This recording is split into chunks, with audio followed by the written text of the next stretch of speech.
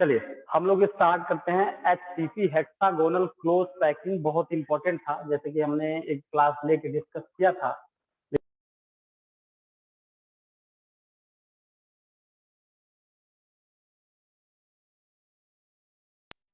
तो अब इसके बाद हम लोग वही स्टार्ट करते हैं HCP। यहाँ पे लिखेंगे HCP हेक्सागोनल क्लोज पैकिंग। देखिए हेक्सागोनल क्लोज पैकिंग,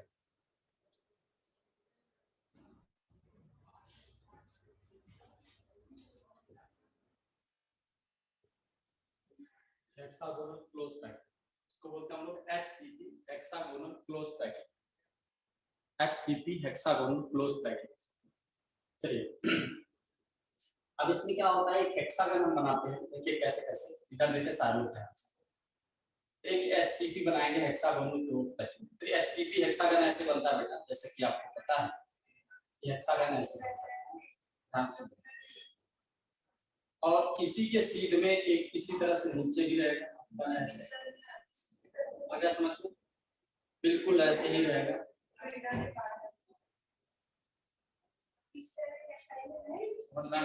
इस तरह से ऐसे करेंगे।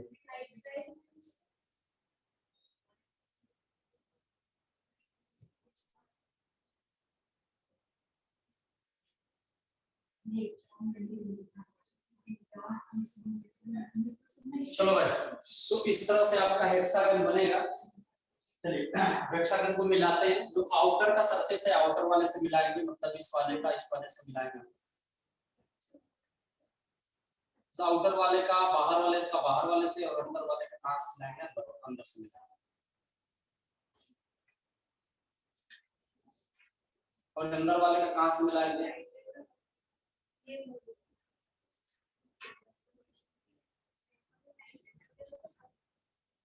चलो तो इस तरह से पहले हेक्सागन हम बनाएंगे। तो हमने हेक्सागन बनाया है। अब देखिए यहाँ पर क्या होगा, तो हेक्सागन में सभी एटम कहाँ होते हैं वहां देखिए।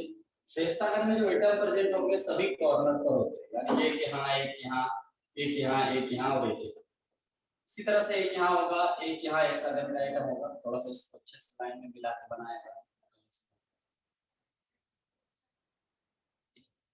एक एटम यहाँ पे होगा, एक यहाँ होगा, एक यहाँ होगा और एक यहाँ होगा। इस तरह से हेक्सागन के एटम सभी कॉर्नर पर और फेस सेंटर पर इस तरह से इसके फेस पे, और 3 एटम होंगे एट द सेंटर ऑफ, बताइए क्या, हेक्सागन। इस तरह से 3 एटम होंगे at the centre of hexagon. तो इस तरह से हम लोग इसको बनाएंगे। अब इसके बाद हम लोग क्या करेंगे देखिए, अब इसमें हम लोग इफेक्टिव एटम ऑफ जेड निकालेंगे। टोटल कितने एटम इसमें इफेक्टिवली हैं।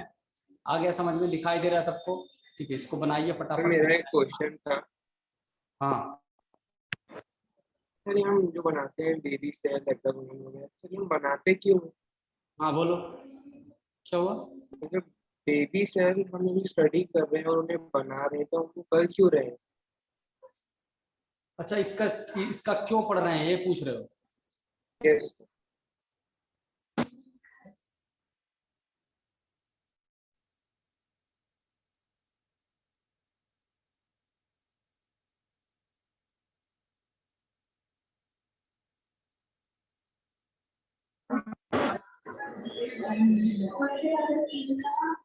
चलो भाई, हाँ कह रहे थे कि मतलब इसका क्यों स्टडी कर रहे हैं, कुछ पूछ रहे थे। हाँ बोलो फटाफट, क्या पूछ रहे थे? हाँ सर यही पूछ रहा था कि हम ये सब स्ट्रक्चर वगैरह बना के स्टडी क्यों कर रहे हैं? हाँ बोलो क्या पढ़ रहे थे, क्या पूछ रहे थे बेटा बताओ। जैसे हमने बेबी सेल वगैरह की स्टडी कर रहे हैं, तो उसका अभी हम पढ़ क्यों रहे हैं? बेटा इसका पढ़ रहे हैं, इसके बारे में पूछा जाता है एग्जाम में, और यहाँ पे पूछा जाता है इसकी पैकिंग एफिशिएंसी कहाँ रहेगी, इसके एटम्स कहाँ रहेंगे, इसका हाइट और वेट का रेशियो क्या होगा, ये एटम आपस में टच कर रहे हैं मतलब ऐसे करके। ठीक है, इसके बारे में हम लोग इसीलिए पढ़ रहे हैं। हेक्सागोनल क्लोज पैकिंग के बारे में हम लोग पढ़ रहे हैं कि कैसे कैसे इसकी पैकिंग बनाते हैं। जैसे मान लो कि हमने एक 6 एटम इस तरह से अगर हम कॉर्नर पे रख देंगे, फिर यहाँ 6 एटम रख देंगे, फिर बीच में 3 एटम रखेंगे, तो इस तरह से जो पैकिंग बनेगी उसको हेक्सागन बोलते हैं। आ गया समझ में? चलिए तो यहाँ पर अब देखेंगे इफेक्टिव एटम जेड कितने होंगे। तो जेड इफेक्टिव एटम कितना होगा हमें पता है, कॉर्नर तो अगर कॉर्नर का कंट्रीब्यूशन कितना होता है 1/6, कितना होता है इसका कंट्रीब्यूशन 1/6 समझ में आया। इसका कंट्रीब्यूशन होता है 1/6, टोटल होते हैं 12 कॉर्नर और एक कॉर्नर का कंट्रीब्यूशन कितना होता है 1/6 प्लस 2 होते हैं फेस और फेस का कंट्रीब्यूशन कितना 1/2 प्लस 3 सेंटर में है तो 3:1 तो ये कितना आ गया, आ गया 6। ये 2 कहाँ गया बेटा, फेस है और 12 कहाँ का है, कॉर्नर का है और 3 कहाँ का है, सेंटर का। मतलब 3 एटम सेंटर के हैं, 2 एटम फेस के हैं और 12 एटम कहाँ है, कॉर्नर पे हैं। इस तरह से अगर हम लगा के बनाएंगे तो उसको हम HCP बोलेंगे, हेक्सागोनल क्लोज पैकिंग बोलेंगे। समझ में आया, उसको क्या बोलेंगे, हेक्सागन क्लोज पैकिंग बोलेंगे। तो इस टाइप के स्ट्रक्चर को हम बोलते हैं HCP स्ट्रक्चर या हेक्सागन क्लोज पैकिंग बोलते हैं। समझ में आया, इसको हम लोग बोलते हैं हेक्सागन क्लोज पैकिंग। समझ में आया, इसको बोलते हैं हम लोग हेक्सागन क्लोज पैकिंग बोलते हैं। बिल्कुल, लिखिए फटाफट, इसको सही करता हूँ। इसको बोलते हैं hexagon close packing. Hexagon close packing में आप देख रहे हैं कि जो एटम है वो कहाँ कहाँ है, सभी कॉर्नर पे है, फेस पे है और कहाँ पे है, सेंटर पे। तो टोटल इफेक्टिवली एटम कितने हैं, तो इसका कंट्रीब्यूशन 1/6 होगा क्योंकि हेक्सागन है। जैसे हमने क्यूबिक पढ़ा था, क्यूबिक में कितने कॉर्नर थे, 8 कॉर्नर थे, इसलिए उसका कंट्रीब्यूशन 1/8 आया था और इसका कंट्रीब्यूशन कितना आएगा, 1/6 आएगा। आ गया समझ में, बोलो, लिख लो सर। सर हाँ बोलो। सर कौन से कंपाउंड में कौन सी पैकिंग लगेगी, जैसे FCC ये सब कैसे पता चलेगा, HCP वगैरह? अभी मैं वो क्वेश्चन में दिया रहेगा आपको कि ये HCP FCC रख रहा है, एक HCP रख रहा है, BCC रख रहा है, क्वेश्चन में बोलेगा। आपको दिमाग नहीं लगाना, पहले यूनिट सेल पढ़ लोगे। अभी जब क्वेश्चन कराएंगे कि compound A having HCP structure, तो HCP स्ट्रक्चर जब मैं बोलूंगा तो उसमें खुद तुमको समझना पड़ेगा कि जो एटम होंगे 12 कॉर्नर पे होंगे, 2 फेस पे होंगे और 3 सेंटर पे होंगे, तुम्हें खुद समझना। समझ में आया? इसीलिए इसके बारे में हम लोग पढ़ रहे हैं। हाँ, इसीलिए इसके बारे में हम लोग पढ़ रहे हैं। तो जेड की वैल्यू कितनी आ गई, 6 आ गई। अब जेड की वैल्यू जो ही 6 आई, अब इसके बाद हम लोगों को क्या करना है, अब इसके बाद वैल्यूम ऑफ हेक्सागन निकालना है। तो वैल्यूम ऑफ हेक्सागन निकालने के लिए हमें नीचे अगर बनाएंगे तो एक क्यूब बने, देख रहे हैं क्या बनेगा, इक्विलैटरल ट्रायंगल बनेगा। बन रहा है इक्विलैटरल ट्रायंगल, यस।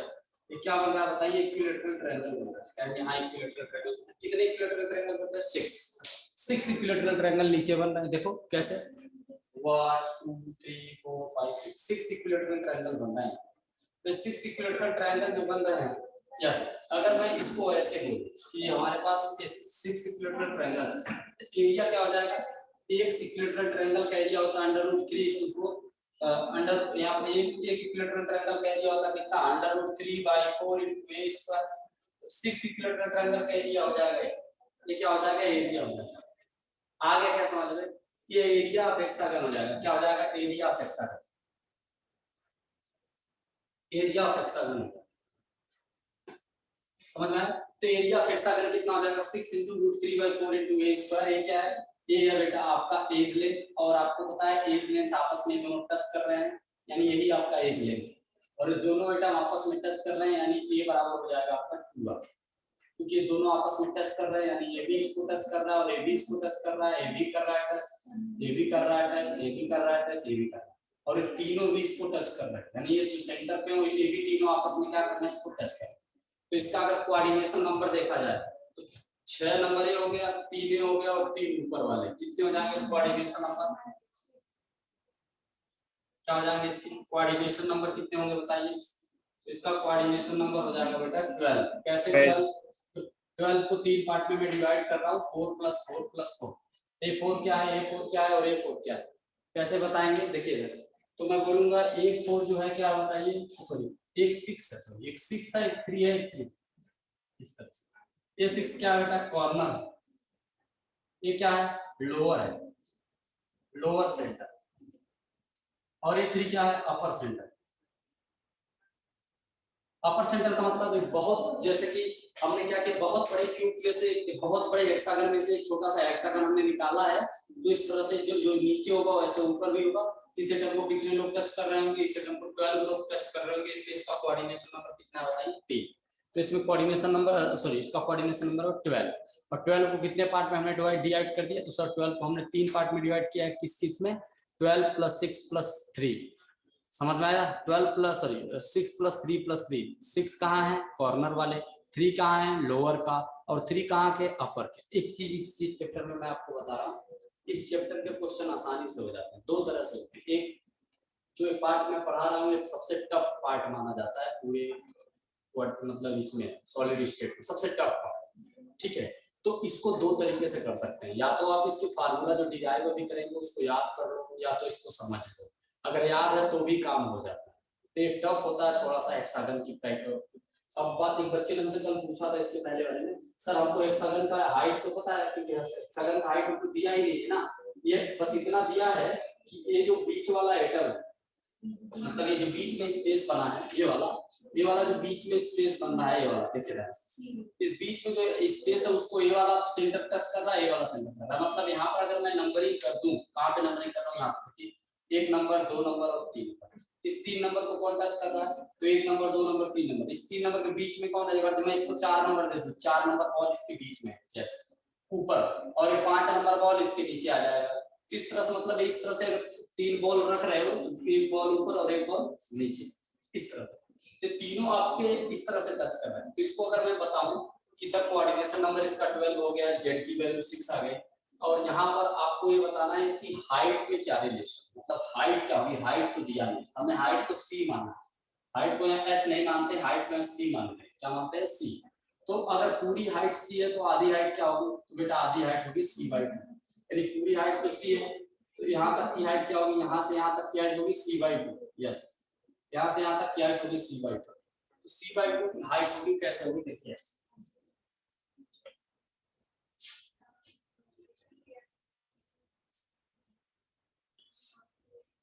कैसे होगा देखिए।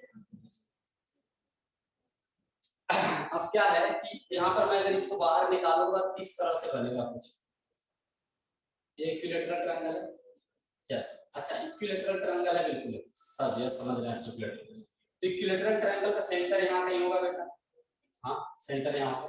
अच्छा, अगर इसकी लेंथ a है, इसकी लेंथ a है और इसकी लेंथ a है, बताइए यहाँ से यहाँ तक की दूरी क्या होगी, कौन बताएगा। यहाँ से यहाँ तक की दूरी क्या होगी, सेंटर से यहाँ तक की दूरी कितना होगी, a/√3। a/√3। यानी मैं बोल रहा हूँ कि इक्विलेटरल ट्रायंगल है, इक्विलेटरल ट्रायंगल, अब इसकी डिस्टेंस कितनी होगी, यहाँ से a/√3 होगी। ये सब तुमको पता होना चाहिए बेटा, मैथ्स के स्टूडेंट। a/√3 डिस्टेंस यहाँ a/√3 डिस्टेंस कहेंगे, हाँ यार तो a/√3 डिस्टेंस हो। अब यहाँ पर हम लोग क्या करेंगे, हमको जब हाइट निकालनी है तो हमें हाइट निकालनी है, तो हमको अगर मान लीजिए कि a वाला पता चल जाए, कौन वाला, a वाला, a वाली हाइट यही तो c/2 है, मतलब इसको अगर मैं आगे बढ़ा रहा हूँ तो c/2 हाइट यही है, और इसको मैं इस तरह से, ध्यान सुनेगा, इसको मैं आगे बढ़ा रहा हूँ इस तरह से, यही क्या आपकी c/2, और यहाँ पर a वाला क्या है, a वाला आपका a वाला है इस तरह से, ये तो आपका a है, ये आपका क्या है, ये आपका क्या होगा बताइए। इसको मैं ऐसे भी बना सकता हूँ, तो होगा आपका 2r। इसको मैं अच्छे से प्रोजेक्शन बना दूं, पहले तो ये समझो तुम लोग ये कैसे है। अब यहाँ से यहाँ तक की डिस्टेंस जो आई है अपनी, वो आई है बेटा a/√3। पहले इसको नोट करो तुम, पहले इसको नोट करो, a/√3 कैसे आई। वो इक्विलेटरल ट्रायंगल का जो सेंटर होता है 2:1 रेशियो में डिवाइड करता है, जैसा आपको पता है 2:1 रेशियो में इक्विलेटरल ट्रायंगल डिवाइड करता है। आ गया समझ में। तो उस तरह से जब वो थ्योरी लगाएंगे तो यही आएगा, इसका कितना आएगा, a/√3 सेंटर से यहाँ तक की डिस्टेंस। अब इसमें हम लोग रेशियो निकालने जा रहे हैं कि c/a का रेशियो क्या होगा, किसका रेशियो क्या होगा, ये इंपॉर्टेंट इसमें बहुत ज्यादा रहेगा। चलिए मैं इसको एक फिगर आपको दिखाता हूँ, शायद उसके हिसाब से आप समझ जाओ। इस फिगर को मैं खोज रहा हूँ, 1 मिनट रुक जाइए, बस वो मिल गया, यस मिल गया, मैं दिखा रहा हूँ इस फिगर को, सारे लोग देखेंगे इस फिगर को। चलिए मैं जूम करता हूँ इस फिगर को थोड़ा सा, देखिए ये आपका है हेक्सागन, देखिए हेक्सागन है, देखिए 1 नंबर, 2 नंबर, 3 नंबर, और बीच में जो एटम है 4 नंबर पे, समझ में आया। तो इस तरह से हेक्सागन है, पूरा पूरा हेक्सागन कितना है, इस तरह से हेक्सागन है। हेक्सागन 3D में विजुलाइज हो रहा है आपको, यस। अच्छा, इसके अलावा इधर वाला जो है ये वाला पार्ट, अभी इसी वाले ट्रायंगल को हमने बाहर निकाला है, जो बीच वाला ट्रायंगल है 1 2 3, 1 2 3 का हमने बाहर निकाला। देखिए यहाँ पर ये भी 1 2 3 लिखा है, ठीक है। अब यही काम हम लोग कर रहे हैं कि कैसे कैसे इसको हम लोग बता रहे हैं। देखिए ध्यान से समझिए, सबसे पहले है क्या है, इस तरह से समझिए। मैं एक कॉपी लेके तुम्हें समझा रहा हूँ, देखिए ध्यान से, ठीक है। इस तरह से जैसे मान लो हमारे पास एक ट्रायंगल है, इस तरह से हमने एक ट्रायंगल निकाल लिया है। अब इस ट्रायंगल पर हम एक ऊपर सा एक ए लगा रहे हैं। अभी हमारा सेंटर की डिस्टेंस है, ऐसे सारे पेन जो हमारी ये क्या है, सेंटर से ऊपर की डिस्टेंस यही c/2 है। और हमारे पास ए वाला एटम टच कर रहा है, क्या हो जाएगा, r हो जाएगा, 2r हो जाएगा, क्योंकि दो एटम आपस में टच कर रहे हैं। तो वही कहानी यहाँ पर है। यानी यहाँ पर अगर मैं इसका प्रोजेक्शन बनाऊंगा, इस प्रोजेक्शन को मैं कैसे बनाऊंगा, एक इक्विलेटरल ट्रायंगल के प्रोजेक्शन को मैं कैसे बनाऊंगा, ध्यान से देखिएगा। इस सबसे पहले तो मैं ऐसे कर दूंगा इसका प्रोजेक्शन। तो इसका प्रोजेक्शन कैसे है, ए वाला है ना, यहाँ से ए वाला सेंटर, ए वाला 4 वाला यहाँ पर है। अब यहाँ से अगर मैं हाइट नाप ले रहा हूँ तो काम हमारा हो जाएगा। तो यहीं से हाइट हम नापने की कोशिश कर रहे हैं, समझ में आ रहा है। तो यहाँ से हम लोग क्या करेंगे, अब यहाँ से हम लोग ऐसे कर रहे हैं, ध्यान सुनिएगा। अब ए वाला जो लेंथ हमारा है, ए वाला लेंथ है c/2, यही हमारा क्या बताइए, c/2। और ये वाला लेंथ क्या हमारा है, ये वाला लेंथ हमारा है इस तरह से। मतलब ये समझ रहे हो कैसे है, बिल्कुल। अब तुम लोगों को ये थोड़ा अजीब लग रहा होगा, मतलब ऐसे समझो कि अब 3D में दिखा नहीं पा रहे हैं। एक क्यूब है, सॉरी एक ट्रायंगल है, इस ट्रायंगल के ऊपर एक ट्रायंगल है, ट्रायंगल है, उस ट्रायंगल के ऊपर क्या है, एक ट्रायंगल। एक क्यूब है, सॉरी एक ट्रायंगल है, इस ट्रायंगल के ऊपर एक क्या है बताइए, ट्रायंगल। आ गया समझ में। अब ए वाली डिस्टेंस अगर हमको पता चल जाए, कौन वाली बताइए, हमको पता है ए वाली डिस्टेंस। नहीं समझ में आ रहा है पूरा, नहीं समझ में आया, नहीं सर, नो सर। इसको 3D में कैसे हम तुम लोगों को दिखाएंगे। चलो एक बार मैं और दिखाता हूँ। इसको देखो, सारे लोग देखेंगे, सारे लोग देखेंगे इसको। देखिए ये मेरा विजुअलाइजेशन है 3D का। तो 3D का है विजुअलाइजेशन, यानी 1 2 3 इस तरह से हमारा 1 नंबर का आइटम यहाँ है सेंटर पे, 2 नंबर का आइटम देखो यहाँ पे है, और 3 नंबर का आइटम कहाँ है, देखो यहाँ पर। आ गया समझ में, 1 2 3। और यहाँ पर जो 1 2 3 है, हमने 1 2 3 को इस तरह से बनाया है। देखो यहाँ पर इस वाले ट्रायंगल में अगर देखेंगे तो 1 नंबर यहाँ है, 2 नंबर यहाँ, और 3 नंबर कहाँ है, यहाँ पर। तो हमने इस ट्रायंगल को काट के बाहर निकाला है। फिर इस ट्रायंगल के सेंटर से ऊपर की तरफ जो 4 नंबर है, 4 नंबर वो टच कर रहा है। 4 नंबर बिल्कुल इस ट्रायंगल के बीच में आ रहा है। मतलब इस जो ट्रायंगल है उसका सेंटर और ये 4 नंबर आइटम दोनों एक तरह से, यानी 1 2 3 इस तरह से हमने किया ना। यहाँ पर 1 नंबर बोला है, इसको 2 नंबर बोला, इसको क्या बोला है, 3 नंबर का आइटम। और यहाँ पर मैं बोल रहा हूँ कैसे सर, ट्रायंगल के ऊपर ट्रायंगल हमने बनाया है। अब ट्रायंगल के ऊपर जैसे हमने ट्रायंगल बनाया, इस ट्रायंगल के ऊपर हम जैसे मान लो ट्रायंगल, और इस ट्रायंगल के ऊपर हमने जैसे ट्रायंगल बनाया है इस तरह से। जैसे मैं इसके ऊपर फिर बता रहा हूँ, वही चीज में फिर एक ट्रायंगल हमारे पास है। अब इस ट्रायंगल के ऊपर अगर मुझे जैसे इसका सेंटर यहाँ कहीं होगा, यस सेंटर होगा। अब यहाँ सेंटर जो होगा, इस सेंटर से मैं क्या करने जा रहा हूँ, इस सेंटर से मैं एक ऊपर लगा के ट्रायंगल बनाने की कोशिश कर रहा हूँ। कैसे बनाऊंगा, इस ट्रायंगल सेंटर से ट्रायंगल बनाने की कोशिश करोगे तो कैसे बनाओगे, कैसे बनाओगे, ऐसे ही बनाओगे, ऊपर लेके जाओगे। मतलब इसको बिल्कुल ऊपर ट्रायंगल के ऊपर ट्रायंगल बना रहे हैं हम लोग। अभी ये चीज समझ में आएगी, थोड़ी सी तुमको टाइम लगेगी। अब ये बन रहा है 90, ये 2r और a/√3। चलो इसको पहले लिख लो तुमको, मैं इसको बना रहा हूँ ट्रायंगल का प्रोजेक्शन, इसको देख के लिखो, फिर मैं इसको समझा रहा हूँ। पहले प्रोजेक्शन तुम लिखोगे, बड़ा सा ट्रायंगल बना रहा हूँ, प्रोजेक्शन लिखना, फिर फिगर देख के मैं प्रोजेक्शन तुमको समझाता हूँ। 2 नंबर आइटम कर लो, यहाँ पर 1 नंबर आइटम कर लो, यहाँ पे 3 नंबर आइटम कर लो, और इस तरह से आपको करना।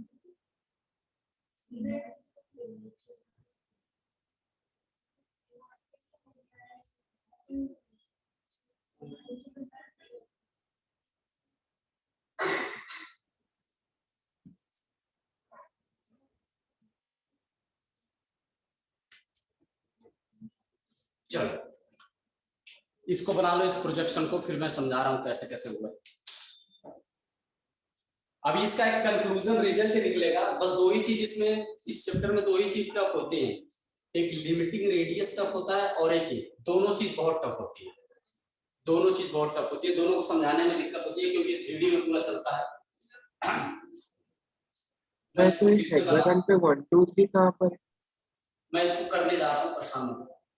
पहले इसको मिटा के मैं करने जा रहा हूँ, पहले 1 2 3 ग्रुप में लिख लिया, पहले मैं इसको मिटा के लिखने जा रहा हूँ क्योंकि बहुत ज्यादा डिस्टर्बेंस हो गया इसमें। एरिया ऑफ हेक्सागन होगा उसको देखते हैं।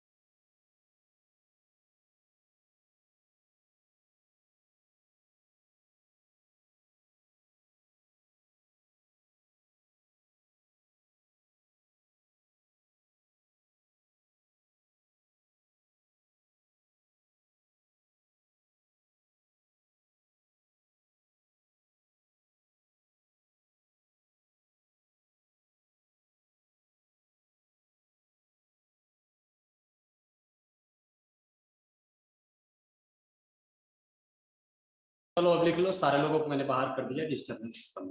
चलिए, तो यहाँ पर हमने 1 नंबर एटम यहाँ दिया है, 2 नंबर यहाँ, 3 नंबर यहाँ और 4 नंबर जो एटम है बिटवीन यहाँ है, यानी 4 नंबर को अगर बनाओगे तो इसका सेंटर और इसका सेंटर सेम है। 4 नंबर एटम का प्रोजेक्शन यहाँ आ रहा है ऊपर से, 4 नंबर, यही 4 नंबर यहाँ जा रहा है इसके सेंटर। यही तो मैं बनाया हूँ, ट्रायंगल बनाया हूँ, ट्रायंगल के ऊपर ट्रायंगल बना दिया,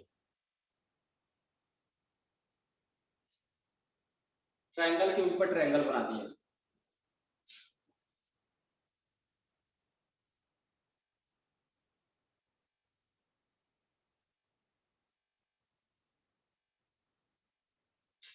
ट्रायंगल के ऊपर ट्रायंगल बनाया हूं मैं। नहीं समझ में आया कैसे हुआ? 1 2 3 एटम जो है वो ऐसे ही है, 1 2 और ये वाला एटम 3 है और यही 4 यहाँ पे है, मतलब इसके बीच में जो सेंटर बनेगा इस सेंटर पे होगा, इसके सेंटर पे होगा।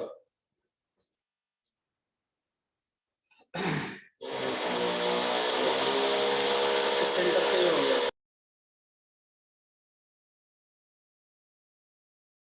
सेंटर पे हो जाएगा। चलिए अब यहाँ पर हम लोग क्या करेंगे, सबसे पहले इसकी वैल्यू निकालेंगे। किसकी वैल्यू निकालेंगे हम लोग? इसकी वैल्यू निकालेंगे और इसको सॉल्व करेंगे। देखिए यहाँ पर क्या होगा, सबसे पहले हमको पता है ए डिस्टेंस इतनी ए है, 3 और 4 के बीच की डिस्टेंस क्या है? ए है, और इसके बीच की डिस्टेंस हमें सी निकालनी है, तो हमें निकालना पड़ेगा। तो इसको निकालने के लिए क्या करें हम लोग? हाँ बिल्कुल, अब यहाँ पर पाइथागोरस लगा दें हम लोग। पाइथागोरस लगाएंगे तो ये वाला 90 का है, पूरा का पूरा अगर देखेंगे तो ये वाला एंगल और ये वाला एंगल 90 का है। तो यहाँ पर हो जाएगा a/√3 का स्क्वायर प्लस ये वाला डिस्टेंस, और यहाँ पर हम लोग कर देंगे c/2, ये वाली डिस्टेंस c/2 का, अच्छा ये वाला डिस्टेंस c/2 का स्क्वायर बराबर, यहाँ पर कर देंगे हम लोग 3 और 4 का स्क्वायर यानी a का स्क्वायर। तो यहाँ से c की जब सॉल्व करेंगे तो c/a आ जाएगा √3/8। यही चीज मैं पिछले क्लास में आपको बताया था कि c/8 की वैल्यू √3/8 आती है। जिसको एक लाइन ये पता थे उसके 20 नंबर आ गए थे। ये लाइन आपको ये पता होती नहीं, c/a की वैल्यू कितनी आएगी? √3/8। फिर उस क्लास में √8/3, सॉरी 8/3, √8/3। सर और ये a की इक्वल कैसे हुआ 3 4 का डिस्टेंस होने का? हाँ ये ऐसे हुआ ना बेटा, ये जो 2 नंबर एटम है, ये जो 2 नंबर एटम है, और ये मान लो यहाँ पर 5 नंबर एटम है, 2 और 5 आपस में क्या करते हैं? टच करते हैं, ऐसे तिरछे, ऐसे समझो, यहाँ समझ गए? 2 और 5 आपस में क्या करते हैं? तिरछे टच करते हैं। और यहाँ से ऐसे करेंगे तो यहाँ बीच के सेंटर पर एक ट्रायंगल बनेगा ऐसे। ये मान लो ये परपेंडिकुलर है, ये डिस्टेंस हमको निकालनी है, और ये वाला 2r है, और ये वाला परपेंडिकुलर हमारा है और ये वाला ये प्रोजेक्शन यही बना है। इसका प्रोजेक्शन इस तरह से बनेगा और बिना प्रोजेक्शन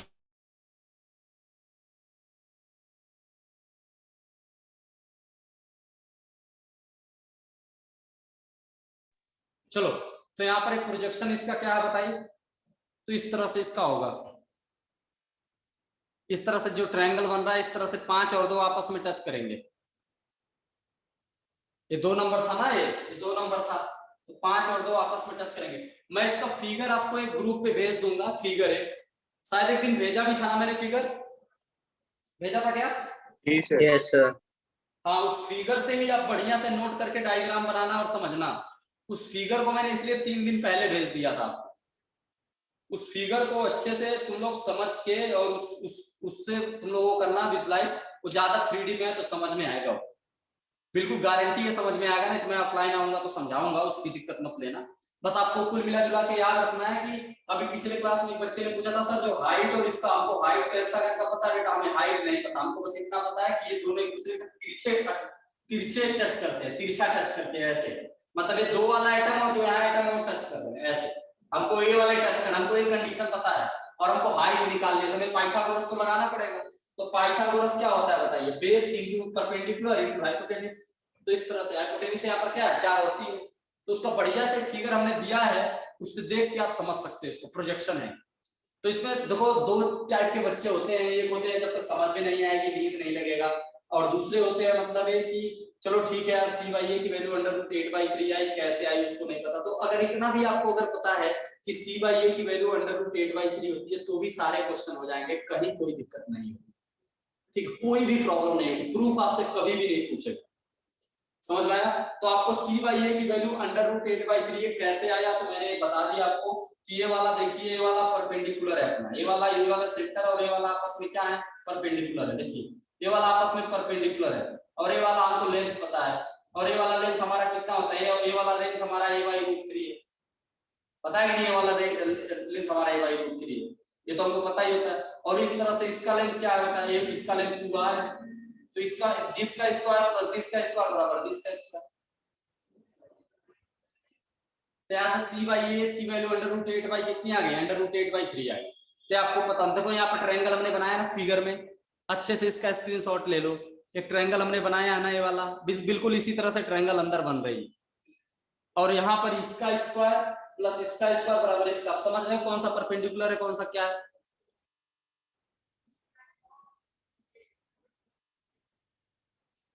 चलिए, तो यहाँ पर हम लोगों को ये चीजें पता चल गई। अब चलिए मैं यहाँ पर एक चीज और निकाल रहा हूँ, थोड़ा सा इसको मैं और समझाने की कोशिश करूंगा तो समझ में आ जाएगा कि सी बाई ए की वैल्यू √8/3। अभी मैं फिगर दिखा के एक बार हो सकता, देखिए कैसे दे।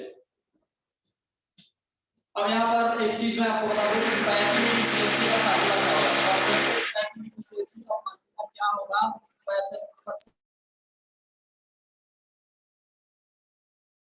का फार्मूला ये होगा आपका, क्या बताइए होगा, z * 4/3 pi r³ divided by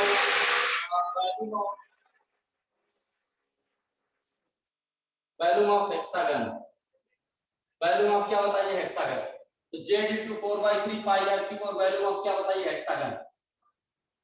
z की वैल्यू कितनी है 6 है, 4/3 5 r³ की वैल्यू कितनी है, r³ की वैल्यू r³, और वैल्यू ऑफ हेक्सागन हमें पता नहीं है। वैल्यू ऑफ हेक्सागन कितना आएगा अभी निकालेंगे, वैल्यू ऑफ हेक्सागन। तो वैल्यू ऑफ हेक्सागन क्या होगा बेटा, तो वैल्यू ऑफ हेक्सागन निकालने के लिए हम लोगों को क्या करना पड़ेगा, वैल्यू ऑफ हेक्सागन बराबर क्या होगा, area into height. Area into height क्या थी, सी थी। चलिए एरिया क्या है 6 * √3/4a², और c/a का रेशियो कितना था, c/a का रेशियो था √8/3। तो c बराबर क्या हो जाएगा, c बराबर हो जाएगा √8/3 * a। तब यहाँ पर क्या हो जाएगा √8/3 * a।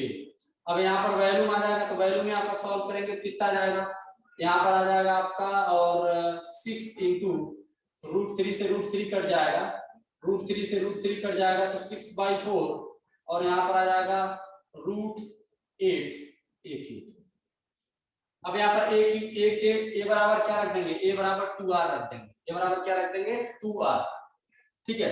अब a बराबर 2r रख देंगे यहाँ पर, क्योंकि ये टचिंग कंडीशन था, a बराबर 2r, तो यहाँ रखेंगे v बराबर कितना आ जाएगा, v बराबर आ जाएगा 24√2r³। ये इंपॉर्टेंट डाटा है, ये वाला डाटा बहुत इंपॉर्टेंट है। दो जगह सिर्फ तुमको पूरे चैप्टर में प्रॉब्लम होगी, एक जगह इसके हाइट को समझाने में प्रॉब्लम होती है और दूसरा एक लिमिटिंग रेडियस समझाने में प्रॉब्लम होती है। पूरे चैप्टर में बस दो जगह टीचर्स को प्रॉब्लम होती है, स्टूडेंट को भी प्रॉब्लम होती है, एक हेक्सागन की हाइट समझाने में प्रॉब्लम होती है और एक लिमिटिंग रेडियस। बाकी पूरा चैप्टर मस्ती में निकलता है, बस दो जगह प्रॉब्लम होती है। ठीक है, तो आज तो एक हो गया है, इसके बाद एक क्लास लास्ट में होगा। तो v बराबर √24√2r³ होता है। ठीक है, तो यहाँ पर हम लोग रखेंगे, इसको रखेंगे तो 6 × 4/3 पाई, और यहाँ पर आ गया आपका r³ और यहाँ पर वैल्यू कितनी है 24√2 और यहाँ पर क्या है बताइए r³। तो r³ से r³ कट जाएगा, तो इसको सॉल्व करेंगे तो कितना आएगा, सॉल्व करेंगे तो आएगा 0.7। तो पैकिंग एफिशिएंसी कितनी आ गई 0.74। तो परसेंटेज में पैकिंग एफिशिएंसी कितनी आ गई, परसेंटेज पी कितना आएगा बताइए, आ जाएगा 74, यानी 74% पैकिंग एफिशिएंसी होगी। कितनी होगी 74% पैकिंग एफिशिएंसी होगी, बाकी और पैकिंग एफिशिएंसी नहीं होगी। आ गया समझ में, कुल कितनी परसेंट पैकिंग एफिशिएंसी है, 74% ही पैकिंग एफिशिएंसी होगी। आ गया समझ में। अच्छा, अगर हम देखेंगे तो एफसीपी में और एफसीसी में भी इतना ही था, एफसीसी में 74% और उसका भी कोऑर्डिनेशन नंबर 12 था, इसका भी कोऑर्डिनेशन नंबर 12 ही है। तो मैं एक चीज बोलूंगा कि coordination number and packing efficiency of FCC and FCP are same. मैं वो चीज लिखने जा रहा हूं, यहाँ पर मैं वो चीज लिखने जा रहा हूं, क्या लिखूंगा, कोऑर्डिनेशन नंबर। देखो कोऑर्डिनेशन नंबर क्या लिखेंगे, कोऑर्डिनेशन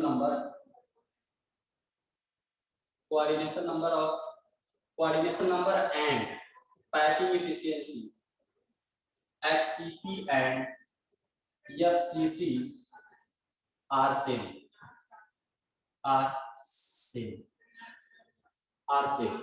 मतलब एचसीपी और एफसीसी का पैकिंग एफिशिएंसी क्या होता है, सेम होता है। Coordination number and packing efficiency of HCP and FCC are same.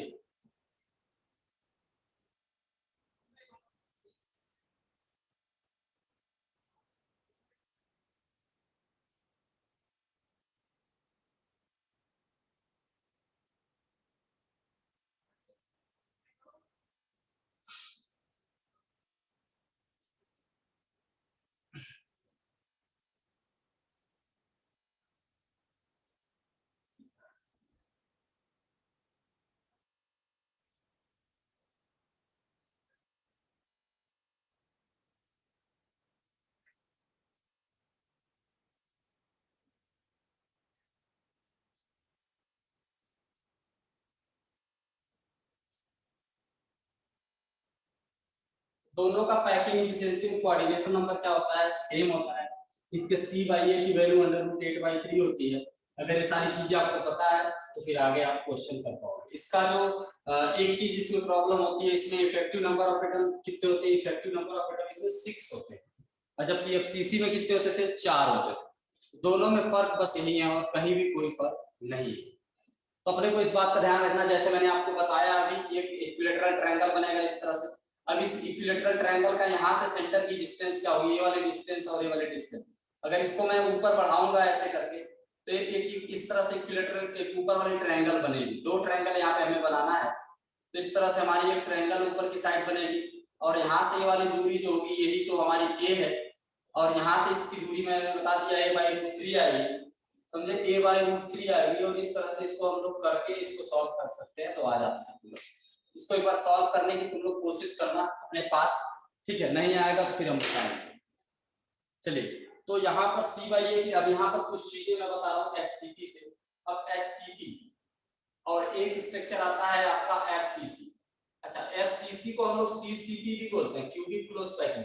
अच्छा, अब एक चीज आना एचसीपी को देखो, ये एचसीपी जहां लिखा रहता है वही सीसीपी भी लिखा रहता है, लेकिन सीसीपी और न्यूमेरिकल पर्पस के लिए सीसीपी और एफसीसी दोनों को सेम समझना है।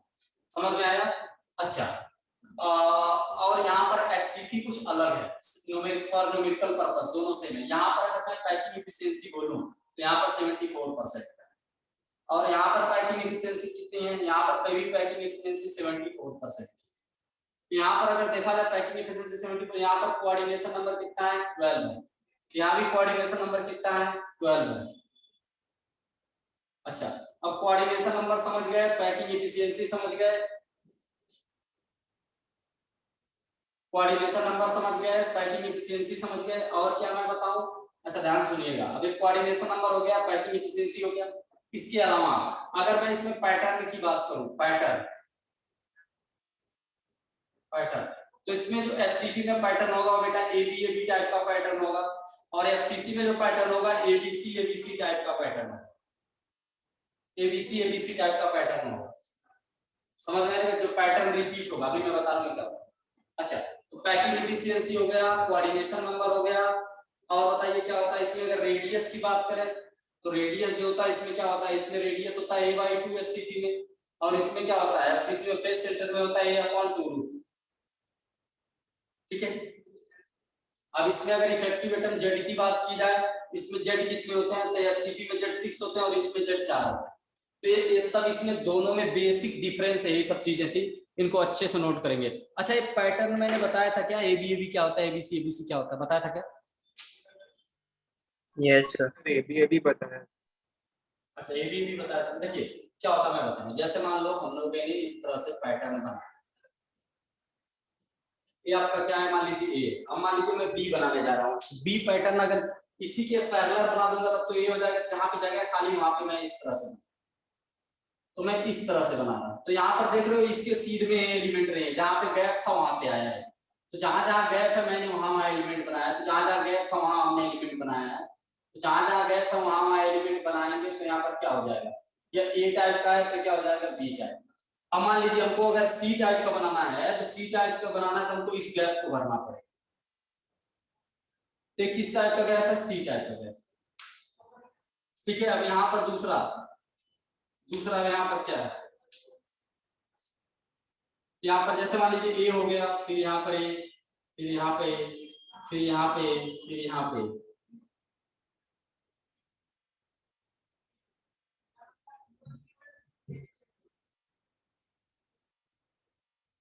अभी ये किस टाइप का बेटा? तो ए टाइप का, इस तरह से होगा। फिर अगर मान लीजिए बी टाइप का है तो यहाँ पर हो जाएगा, ये किस टाइप का बेटा? B type. फिर सी टाइप की बात करेंगे तो सी टाइप मान लीजिए इस तरह से हो गया, इस तरह से एबीसी टाइप होते हैं, सी टाइप का होगा।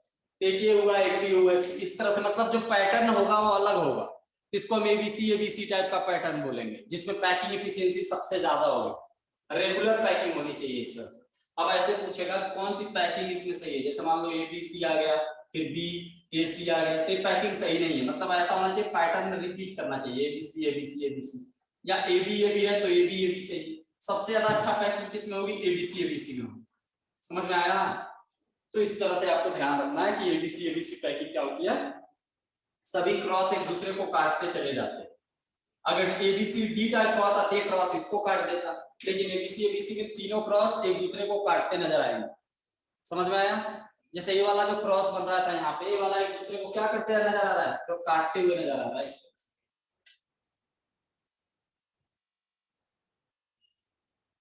बिल्कुल इस तरह से हमारा एक काटते हुए नजर आ रहा है, तो इस बात का अपने ध्यान रखना, इसको अच्छे से बनाना अपने। समझा? तो जो बीच वाला क्रॉस था, बीच वाला गैप था, दूसरा वाला सर्किल फिल कर रहा है, तो एबीसी एबीसी एबीसी इस तरह से, जो बीच वाला गैप था वो दूसरा वाला सर्किल फिल कर रहा है।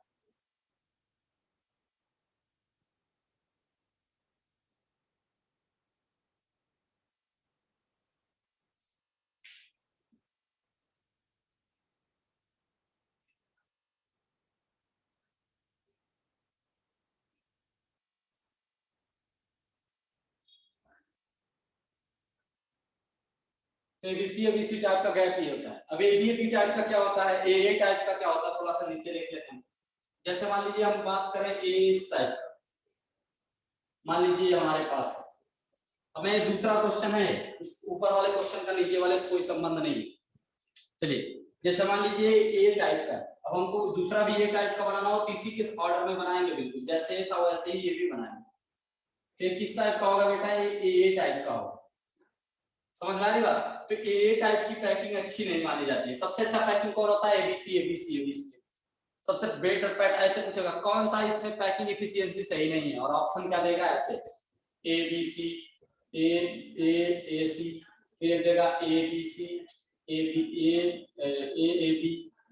बी दे देगा, फिर देगा ए बी सी, फिर देगा ए बी सी। कहेगा कौन सी पैकिंग एफिशिएंसी सही है, कौन सी पैकिंग एफिशिएंसी सही हो जाएगी, ये वाली सही हो जाएगी। ये वाली पैकिंग एफिशिएंसी सही नहीं होगी। सबसे ज्यादा पैकिंग एफिशिएंसी सही होता है एबीसी एबीसी। अगर मान लीजिए समझ में आया, तो इस बात का अपने को ध्यान रखना है। तो किसमें कौन कौन सी पैकिंग होती है, अब आपको पता है एफसीसी में एबीसी एबीसी टाइप की पैकिंग एफिशिएंसी होती है, एससीपी में एबी एबी टाइप की पैकिंग एफिशिएंसी होती है। ठीक है, हाँ बिल्कुल। अब एक चार्ट एक दिन मैंने बनवाया था, उसी चार्ट में आप लिख सकते हैं इसको। मैं और सबके बारे में मैं लिख दे रहा हूँ, कौन कौन कैसे कैसे पैटर्न रिपीट करता है। देखिए कैसे, देखिए अब सिंपल क्यूबिक में दो फेस होते हैं, ऊपर वाला है नीचे वाला। तो कुल मिला जुला के यहाँ पर जो सिंपल क्यूबिक है उसमें कौन कौन सा पैटर्न रिपीट होगा, ए टाइप का, ऐसे ए टाइप का पैटर्न रिपीट होगा। जो बीसीसी है बॉडी सेंटर्ड क्यूब है उसमें एबी टाइप का पैटर्न रिपीट होगा। चलो भाई, अब यहाँ पर एफसीसी, अच्छा ये बीसीसी के अलावा आपका एससीपी भी है, एससीपी में भी एक पैटर्न रिपीट होता है। इसके अलावा आपका कौन आ गया बताइए, इसके अलावा आपका एफसीसी है। एफसीसी में जो पैटर्न रिपीट होता है क्या होता है, एबीसी एबीसी होता है, एबीसी एबीसी पैटर्न रिपीट होता है, एबीसी एबीसी पैटर्न इस तरह से रिपीट होता है। समझ में आया? तो इसको लिख लेना है अच्छे से और इसको मेमोराइज कर लेना है। आ गया समझ में? ये काफी इंपॉर्टेंट है। तो देख के इसको, ये नहीं कि इसको सब बनाएंगे नहीं तो बहुत आसान है, मैं क्यों बनाऊं मुझे तो आता है, ऐसे नहीं करना है। इसको बनाना है सबको, इसको बनाना है सबको।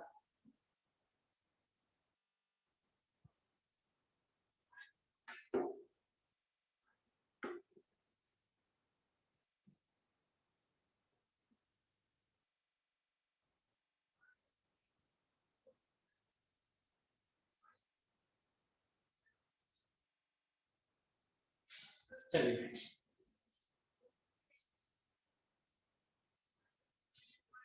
अब इसके बाद दूसरा क्या करेंगे, हमको पैटर्न एफिशिएंसी वगैरह पता चल गई। अब इसके बाद हम वॉइड पे आएंगे। इस तरह आएंगे हम लोग वॉइड। अब लिखिए वॉइड।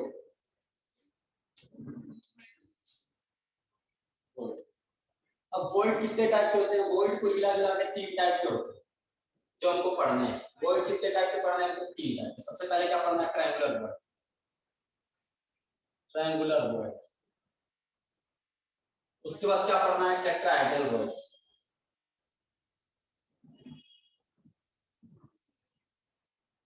अब इसमें और क्या पढ़ना है, ऑक्टाहेड्रल वॉइड्स। अच्छा, ट्रायंगुलर वॉइड में एक और पार्ट होता है, इसको ट्रायंगुलर वॉइड में एक स्क्वायर वॉइड भी होता है, स्क्वायर वॉइड्स। तो पढ़ने की जरूरत नहीं है, तो सिंपल होते हैं, पूरी भी कर लेंगे। चलिए, तो एक होता है ट्रायंगुलर वॉइड, एक होता है टेट्राहेड्रल वॉइड और एक होता है ऑक्टाहेड्रल वॉइड। तो ट्रायंगुलर वॉइड में क्या चीजें हैं, टेट्राहेड्रल वॉइड्स में क्या चीजें हैं, और ऑक्टाहेड्रल वॉइड में देखिए इसमें क्या होता है। इसमें वॉइड बिटवीन 3 एटम क्या होता है, वॉइड बिटवीन 3 एटम, 3 एटम यानी जो वॉइड है वो बिटवीन 3 एटम के बीच में होगा। टेट्राहेड्रल वॉइड के बीच में क्या पढ़ेंगे, वॉइड बिटवीन, क्या पढ़ेंगे, void between 4 atom, void between 4 atom, 4 atom. और इसमें क्या पढ़ेंगे, void between 6 atom, void between 6 atom. तो इसमें क्या हुआ, फिर ऑक्टा क्यों, ऑक्टा इसलिए कि उसमें फेस 8 होते हैं ना, हेक्सा इसलिए नहीं बेटा, हेक्साहेड्रल कुछ नहीं होता है। जो तुम लोगों को बताया गया है कि मतलब तुम ऐसे समझते हो 4 बॉल है इसीलिए टेट्राहेड्रल, नहीं 4 बॉल नहीं 4 फेस है इसीलिए टेट्राहेड्रल नाम है। जो ऑक्टाहेड्रल होता है उसमें 8 फेस होते हैं। तुम ये समझते हो कि सर इसमें 4 बॉल है इसीलिए उनके बीच का के होल को टेट्राहेड्रल बोलते हैं, नहीं। टेट्राहेड्रल में कितने फेस होते हैं, टेट्राहेड्रल में फेस होते हैं 4, फेस के बेसिस पे नाम पड़ता है, ना कि एटम के बेसिस पे। समझ रहे हैं? तो ऑक्टाहेड्रल पे 8 फेस होते हैं, इसलिए वॉइड बिटवीन 6 एटम होता है। ठीक है, और एक वॉइड बिटवीन 3 एटम होता है, वॉइड बिटवीन 4 एटम होता है। देखिए कैसे कैसे होता है, मैं इसको बता रहा हूं।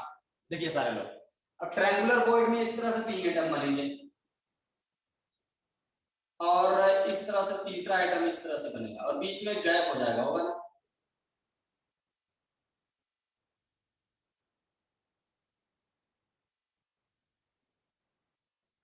तो बीच में गैप बनेगा इस तरह से। बोलो, एक गैप बनेगा कि नहीं बनेगा?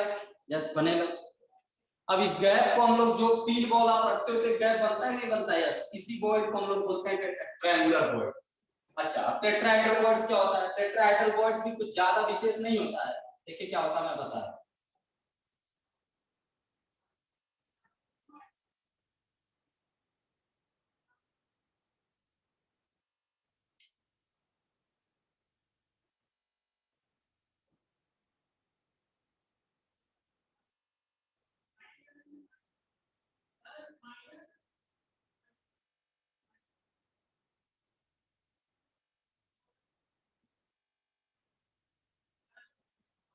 देखो, तो यहाँ पर 3 एटम है, और बीच में ऊपर एक एटम ऊपर हमने रख दिया इस तरह से। तो जब हमने एक ऊपर एटम रखेगा तो भी बीच में जगह बचेगी ना बेटा, तो उसके बीच में जो एटम रखेंगे उसको टेट्राहेड्रल वॉइड्स बनेंगे। मतलब है कि 3 बॉल हमने ऐसे रखा और एक बॉल हमने कहाँ रख दिया, उसके ऊपर, तो जगह जो बचेगी वो बॉल जो आएगा बेटा छोटा होगा। तो इस तरह से 4 एटम के बीच में जो वॉइड बनती है उसको हम लोग बोलते हैं टेट्राहेड्रल। मैं 3 बॉल ऐसे रखा है, और उनके बीच में जैसे ऊपर से अगर हम ढक देंगे तो ये टेट्राहेड्रल होगा, ढकेंगे नहीं तो क्या हो जाएगा? Triangular void. ठीक है, अब यहां पर देखा जाए, अगर आप ऑक्टाहेड्रल वॉइड्स की बात करें तो इस तरह से होगा वॉइड।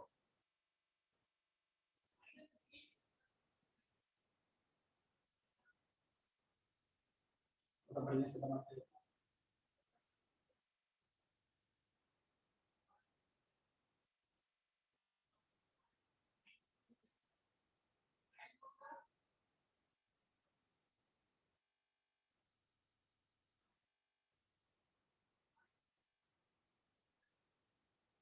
चलिए,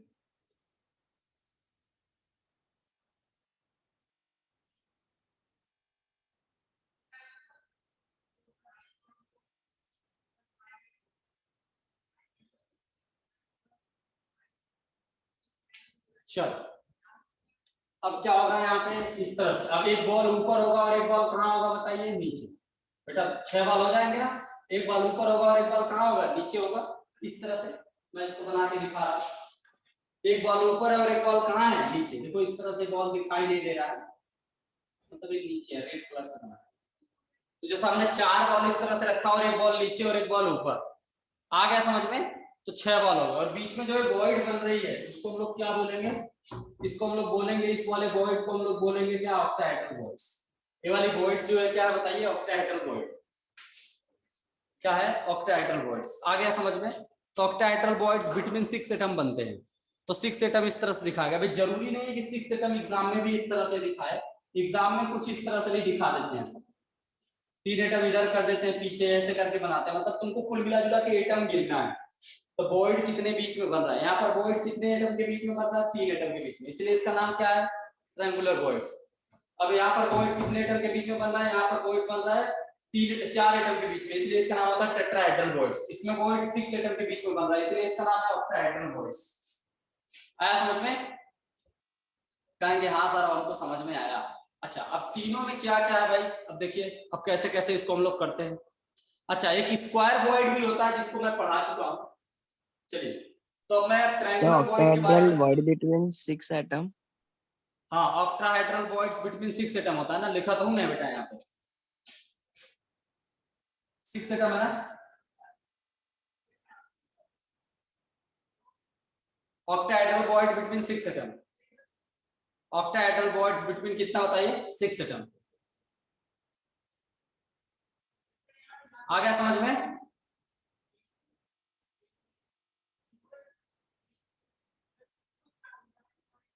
आ गया क्या? तो ऑक्टाहेड्रल वॉइड बिटवीन 6 एटम ही क्या होता है बताइए? आपका ऑक्टाहेड्रल वॉइड्स होता है।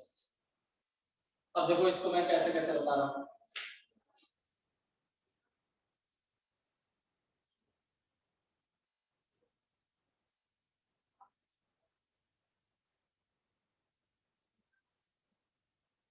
अब देखो, अब पहला हेडिंग डालेंगे इसमें triangular void, triangular void, triangular void, triangular void. तो ट्रायंगुलर वॉइड क्या है?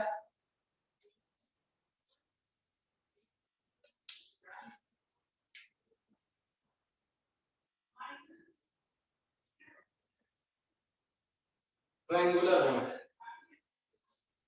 ट्रायंगुलर वॉइड्स कैसे कैसे बनता है देखिए।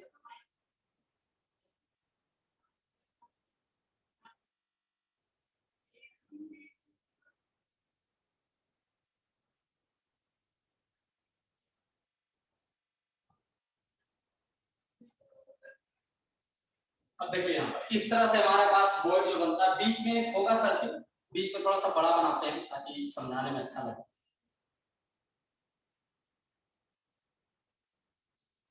मैं वैसे ही बनाऊंगा जैसा तुम सोच रहे हो, परेशान बिल्कुल मत रहो। अब यहाँ पर जो बीच में वाला सर्किल है इसको मैं आर रेडियस मान रहा हूँ, इसमें अब ये वाला सेंटर मैं ले रहा हूँ, इस सेंटर से यहाँ तक की डिस्टेंस, ये सेंटर है, यहाँ पर एक ट्रायंगल बन रहा है और इक्विलैटरल ट्रायंगल होगा क्या कि नहीं होगा? ये इक्विलैटरल ट्रायंगल होगा कि नहीं होगा? नहीं होगा ना बेटा, क्योंकि यहाँ छोटे वाले सर्किल में आके ही मिलता है कि होगा इक्विलैटरल ट्रायंगल, इक्विलैटरल ट्रायंगल होगा कि नहीं होगा? अब यहाँ पर एक लाइन लिखिए, देखिए generally cation are present, generally cation are present in void because cation have small size, have small size.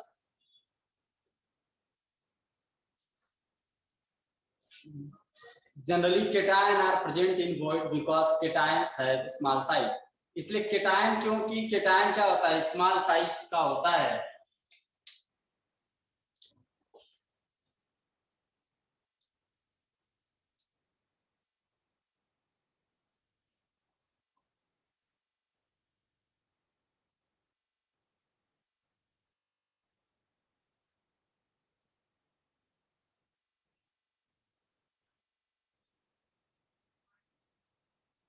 बीच वाला जो गैप है देखिए यहाँ इस तरह से, तो जो बीच वाला जो केटायन का साइज है क्या बताइए, बिल्कुल बहुत ही छोटा है, और यहाँ पर इसका सेंटर है, यहाँ भी सेंटर है, तो यहाँ से मैंने इसको सेंटर बनाया इस तरह से, इस तरह से सेंटर बनाया। यहाँ पर एक परपेंडिकुलर डालूंगा, बिल्कुल डालना चाहिए परपेंडिकुलर, ठीक है। अब एंगल कितना होगा बेटा, एंगल होगा 30 डिग्री, बिल्कुल 30 डिग्री होगा। कैसे होगा बताओ कि तुम लोग जानते हो वो एंगल 30 डिग्री कैसे होगा, क्यों होगा? सर वो जब हम तीनों एटम के सेंटर ज्वाइन करेंगे तो इक्विलेटरल बनेगा, तो 60 होगा और ये उसका हाफ है। हाँ, तो इसलिए 30 होगा, 30 होगा ना। अरे यार तुम ऐसे करो ना मेरे भाई, ऐसे करो। अब ऐसे अब 60 समझ में आया, अब 60 समझ में आया कि नहीं आया? तो ये आधा होगा, 30 होगा कि नहीं होगा? होगा, बोलो। हाँ सर 30 होगा। तब एक चीज बताओ, अगर cos 30 में लगाऊं, यहाँ पर मैं a दे रहा हूँ, यहाँ पर मैं b दे रहा हूँ और यहाँ पे c दे रहा हूँ, और मैं bc की लेंथ किसके बराबर बोल रहा हूँ? bc की जो लेंथ है वो किसके बराबर है? तो कहेंगे जो bc की लेंथ है वो सब केटायन का रेडियस प्लस एनायन का रेडियस, दोनों के रेडियस के बराबर है। यस, आया कि नहीं आया? और जो AC का डिस्टेंस है, AC का डिस्टेंस, और AC का डिस्टेंस किसके बराबर है? एनायन के डिस्टेंस के बराबर है, RC, RA के बराबर है।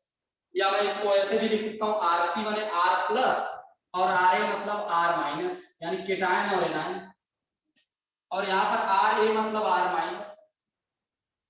तो यहाँ पर क्या करेंगे, cos 30 बताओ क्या हो जाएगा? cos 30 इसको क्या हो जाएगा बताइए? ये हो जाएगा आपका AC बाई क्या हो जाएगा बताइए? BC, यही होगा ना, AC बाई BC होगा ना cos 30, यही होगा ना बेटा। तो AC बराबर क्या होगा? AC बराबर है आपका RA और इसके BC बराबर क्या है? RC upon RA। AC बराबर RC अपॉन RA, अब यहाँ पर क्या करेंगे, अब इसको सॉल्व कीजिए, इसको इसी को। तो cos 30 की वैल्यू कितनी होती है, cos 30 की वैल्यू कितनी है, √3/2 होती है क्या, ये 1/2 होता है, कितना होता है बेटा cos 30 √3/2। तब इसको सॉल्व करेंगे तो RC/RA की वैल्यू कितनी आएगी बताइए, RC/RA की वैल्यू कितनी है, ये आएगी बेटा 0.155। सॉल्व कर लोगे ना इसको, RC/RA की वैल्यू कितनी आएगी 0.155 आएगी, यही आती है RC/RA की वैल्यू यही आएगी, ठीक है, ये होगा। मैं इसको छोटा करता हूँ थोड़ा।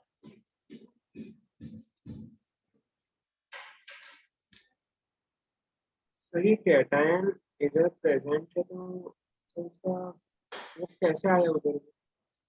उसमें हमने डाला है केटायन को, हमने लिख दिया ना generally cation are present in void, तो जब वॉइड में केटायन हमने डाला है अपनी मर्जी से, अब उसका साइज हम निकालना है, उसका रेशियो क्या होगा बड़े वाले और छोटे वाले का, तो ये RC/RA आया, हमने अपने आप से डाला है। वो बोलेगा कि उसमें एक छोटा सा केटायन डाल दिया हमने, तो रेडियस रेशियो बताइए, तो RC/RA कितना हो जाएगा 0.155। मैं कुछ 3-4 रीजेंट है वही बार बार पूछे जाते हैं, उन्हीं को लिखवाऊंगा।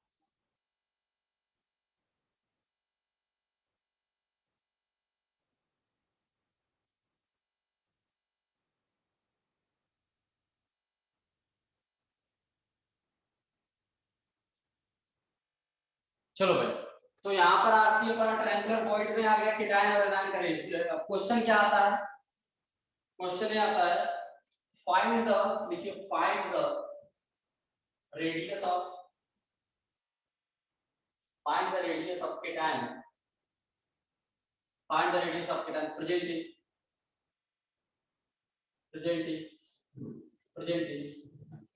Presenting triangular void, triangular voids, triangular void. और यहाँ पर क्या लिखेंगे, size of anion, size of anion कितना लिखेंगे 100 पिकोमीटर, कितना लिखेंगे 100 picometre, 100 picometre. Size of anion कितना है 100 पिकोमीटर, साइज ऑफ एनायन कितना बेटा 100 पिकोमीटर है। और आपको बताना है कि ट्रायंगुलर वॉइड में जो केटायन का साइज हो आपको बताना है, तो और फिगर आपको बना के नहीं दिया उसमें, आपको फिगर खुद बनाना है। हमको पता है ट्रायंगुलर वॉइड होगा तो इस तरह से कुछ होगा, और बीच में एक ट्रायंगुलर वॉइड होगा इस तरह से, ये वाला इसकी बात कर रहा है, यानी मैं बोलूंगा कि RC/RA की वैल्यू होती है 0.155, और यहाँ पर केटायन का पूछ रहा है साइज, तो RC बराबर हो जाएगा 0.155 इंटू 100, कितना हो जाएगा 15.5 पिकोमीटर, ठीक है, इस तरह से। तो बहुत अच्छा क्वेश्चन था ये, ठीक है। अब इसके बाद ट्रायंगुलर टेट्राहेड्रल वॉइड्स में हम लोग आएंगे, टेट्राहेड्रल वॉइड्स। अच्छा, अभी इसकी लिमिटिंग रेडियस क्या होगी, अब इसकी लिमिटिंग रेडियस क्या होगी, इससे कम तो नहीं हो सकती रेडियस, यानी RC/RA की वैल्यू क्योंकि ये टच कर रहा है, तो कितना हो सकती है 0.155 तो हो ही सकती है, और कहां तक जा सकती है ये कोई भी नहीं बता पाएगा। जब इसके नेक्स्ट वाला सॉल्व करेंगे, मतलब जब हम ट्रायंगुलर, जब टेट्राहेड्रल वॉइड्स का सॉल्व करेंगे, तो क्या हो, जैसे मान लीजिए इस बॉल को हम बढ़ाते चले जाए तो टेट्राहेड्रल वॉइड्स बन जाएगा, क्योंकि अब जो टेट्राहेड्रल वॉइड की लिमिटिंग होगी, मतलब जो टेट्राहेड्रल वॉइड की सबसे कम वाली होगी वो वाली इसके लिए मिनिमम हो जाएगी। मतलब मेरे कहने का मतलब है कि जब लिमिटिंग रेडियस हम निकाल रहे हैं तो हमको ये पता RC/RA की वैल्यू हमने निकाली है, कम से कम इतना होना चाहिए 0.15, और अधिकतम कितना हो सकता है। अब इस साइज को बढ़ाते चले जाएं, साइज को बढ़ाते चला जाए, और इतना साइज को बढ़ाते हैं कि टेट्राहेड्रल टाइप का हो जाए, एग्जैक्ट टेट्राहेड्रल ना होने पाए, थोड़ा सा टेट्राहेड्रल से कम रहे, मतलब पूरा एटम लगभग हम अंदर घुसा दे, पूरा एटम जैसे खूब बड़ा सा एटम लेके आए और धीरे धीरे धीरे उसको धक्का दे रहे हैं, ऐसा धक्का दे रहे हैं कि टेट्राहेड्रल बनने के कगार पे आ गया है, समझ में आया। तो उसका जो मिनिमम होगा उसका इसके लिए वो मिनिमम हो जाएगा। जब वहां से सॉल्व करेंगे तो जो डाटा आएगा उसको यहाँ पे हम लिख लेंगे, ठीक है। थोड़ा समझ में नहीं आता लिमिटिंग रेडियस इसका मैक्सिमम हो जाएगा, हाँ, मतलब उसका जो मिनिमम होगा इसका मैक्सिमम हो जाएगा, मतलब उस इक्वलिटी का साइन नहीं लगेगा, समझ रहे हो। Yes sir. पैटर्न हम डालते हैं वो धीरे धीरे, मतलब अगर हम साइज बढ़ाते जाएंगे तो वो एटम की तरह काम करना शुरू कर देगा, यही कह रहे हैं ना, तभी टेट्राहेड्रल बन पाए। हाँ हाँ, मैं तो वही कह रहा हूँ ना, ऐसा होगा कि वो टेट्राहेड्रल तभी बन पाएगा इस तरह से, मतलब उस टाइप का बनेगा, एग्जैक्ट टेट्राहेड्रल नहीं बनता। ठीक है, तो मतलब उसका जो मिनिमम होगा इसका मैक्सिमम हो जाएगा। तो ऐसे इसको स्क्वायर से समझाते हैं हम लोग, जो स्क्वायर ऐसे समझो, क्योंकि इसमें दो केस बनेंगे ना, टेट्राहेड्रल में ऐसे भी हो सकता है कि 4 एटम इस तरह से हो और 4 एटम जिस तरह से होंगे इस तरह से। तो जो इस अब 4 एटम इस तरह से जो होंगे, जो इसका मैक्सिमम होगा वही तो इसका मिनिमम होगा। अब ऐसे समझो टेट्राहेड्रल, ये भी तो टेट्राहेड्रल वॉइड ही है, 4 एटम के बीच में वॉइड बन रहा है, ये भी टेट्राहेड्रल वॉइड है, लेकिन इसको स्क्वायर टेट्राहेड्रल वॉइड बोलते हैं। क्या बोलते हैं? स्क्वायर। इसको बोलते हैं बेटा स्क्वायर, इसको बोलते हैं स्क्वायर टेट्राहेड्रल वॉइड, मतलब स्क्वायर में बन रहा है 4 एटम के बीच में स्क्वायर। तो स्क्वायर बन रहा है, इसको स्क्वायर वॉइड बोलते हैं, टेट्राहेड्रल नहीं बोलेंगे, इसको बोलेंगे स्क्वायर वॉइड। तो जो स्क्वायर वॉइड की मिनिमम होगी वही इसके लिए मैक्सिमम होगी, क्योंकि जब एटम बड़ा कर देंगे तो इस टाइप का बन जाएगा कि नहीं बन जाएगा जब एटम बड़ा कर देंगे। तो इसीलिए मेरे कहने का मतलब ये है कि ये जब एटम बड़ा होता चला जाएगा, 4 एटम आ जाएंगे ना तो बीच में इस तरह से, तो मेरे कहने का मतलब है, तो इसकी वैल्यू कितनी आएगी? 0.414 आएगी। अभी आगे मैं बता रहा हूँ कैसे आता है। तो ये रेशो की वैल्यू ना, हाँ, RC/RA की रेशियो की वैल्यू, मतलब 0.155 से 0.414 तक आती है, जो लिमिटिंग रेडियस है किसकी? ट्रायंगुलर रेडियस, ट्रायंगुलर वॉइड की लिमिटिंग रेडियस। मतलब इससे अगर इतनी हो गई, इसके बराबर हो गई, तब तो टेट्राहेड्रल वॉइड हो जाएगा। इससे कम होगी तो कोई वॉइड नहीं होगा, मतलब इसके बीच में अगर वॉइड है तभी ट्रायंगुलर वॉइड होगा, नहीं तो ट्रायंगुलर वॉइड नहीं होगा। मतलब इनके बीच में वॉइड होनी चाहिए तभी ट्रायंगुलर वॉइड होगा। अब देखिए इसको कैसे लिखेंगे। अब हम आते हैं टेट्राहेड्रल वॉइड्स, इस पे आते हैं टेट्राहेड्रल वॉइड्स। लिखिए टेट्राहेड्रल वॉइड्स। नेक्स्ट हम आते हैं टेट्राहेड्रल वॉइड्स।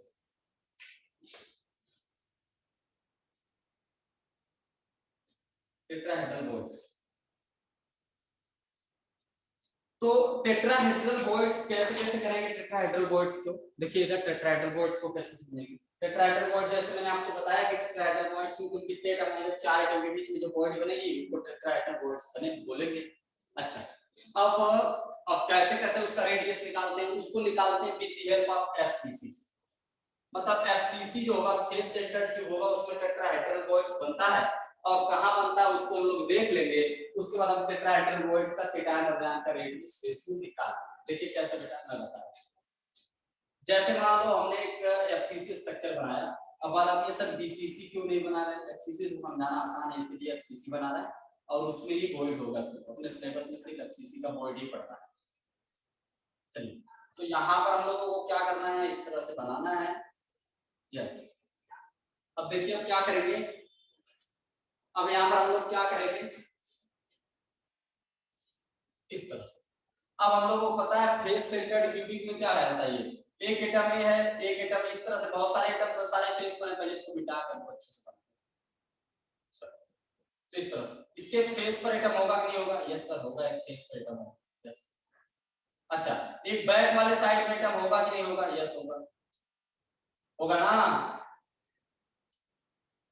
जी सर। होगा कि नहीं होगा? हाँ। अब इसके बीच में हम बनाने जा रहे हैं तो अच्छा बन नहीं पा रहा, रुक जाइए, मिटा के थोड़ा सा छोटा हो गया है, साइज थोड़ा बढ़ाते हैं, साइज थोड़ा सा बढ़ाते हैं तब समझा पाएंगे। अभी वॉइड बना के हम दिखाएंगे भी, ऐसा नहीं मतलब ऐसे बना के छोड़ देंगे। इसका प्रूफ हम करेंगे, पहले इसको हम समझाएंगे, उसके बाद इसका प्रूफ भी देंगे, बिल्कुल जरूरी है देना हो।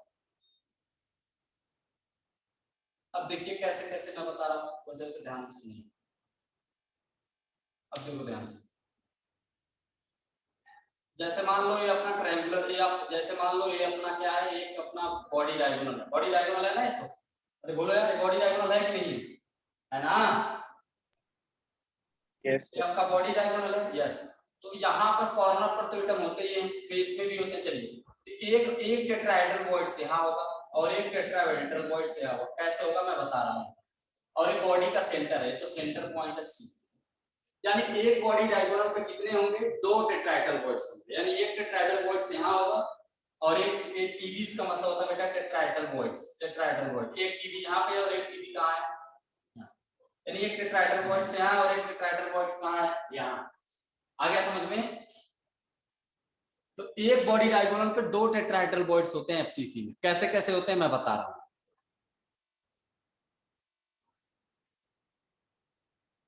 चलिए बता रहा हूं कैसे कैसे होगा, उसको मैं बता रहा हूं, बेटा ध्यान से समझिएगा।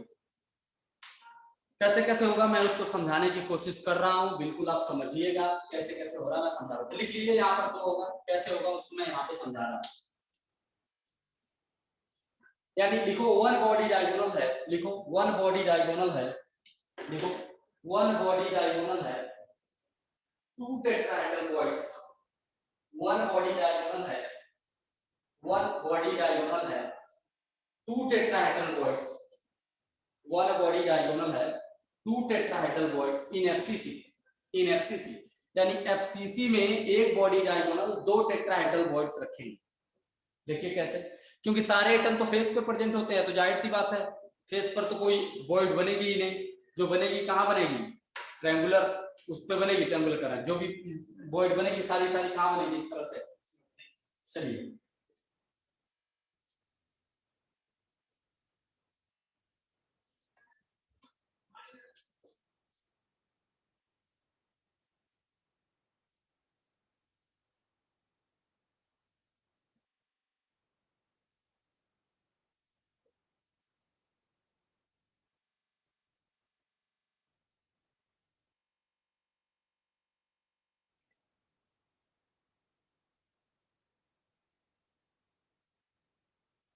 अब देखिए कैसे कैसे बनेगा मैं बता रहा हूँ।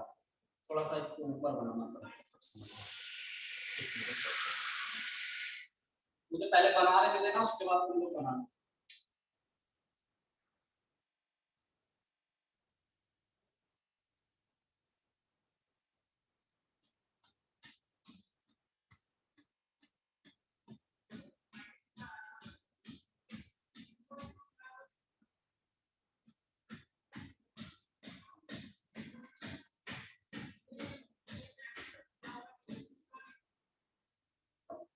चलो भाई, अगर क्यूब बना, यस। अब इस क्यूब में देखेंगे तो एक फेस यहाँ होगा, यस। एक फेस का एटम यहाँ होगा, यस। एक फेस का एटम पीछे वाला, ये तीनों है, यस। इन तीनों को मिलाएंगे ट्रायंगल बनेगा, यस। अब एक एटम कॉर्नर वाला हमने लिया, अब इस कॉर्नर को इस तरह से हमने मिलाया, तो देख रहे हैं यहाँ पर क्या टेट्राहेड्रल बन रहा है, यस। टेट्राहेड्रल टाइप का रिजेंबल कर रहा है, और इसका जो टेट्राहेड्रल का सेंटर होगा ये यहाँ पे आएगा। तो एक इस तरह से एक बॉडी डायगोनल पे देख रहे हैं कि एक सेंटर यहाँ आ रहा है, उसी तरह से यहाँ जब बनाएंगे तो एक इस फेस पे आएगा, एक इस फेस पे आएगा, और एक इसके आगे वाला जो फेस है यहाँ पर। 3 एटम है, इन तीनों को मैं इस तरह से बनाऊंगा। पहले इन तीनों को मैं इस तरह से बनाऊंगा, एक मिनट रुकिए, तीनों को मैं इस तरह से बनाऊंगा, और एक एटम यहाँ होंगे, और ये तीनों इस तरह से क्या करेंगे बताइए, तीनों इस तरह से रिजेंबल करेंगे। तो इस तरह से 2 वॉइड आएंगे, यानी एक बॉडी डायगोनल पे 2 वॉइड आएंगे। एक बॉडी डायगोनल में कितने वॉइड आएंगे, 2 वॉइड आएंगे, एक इधर और एक इधर।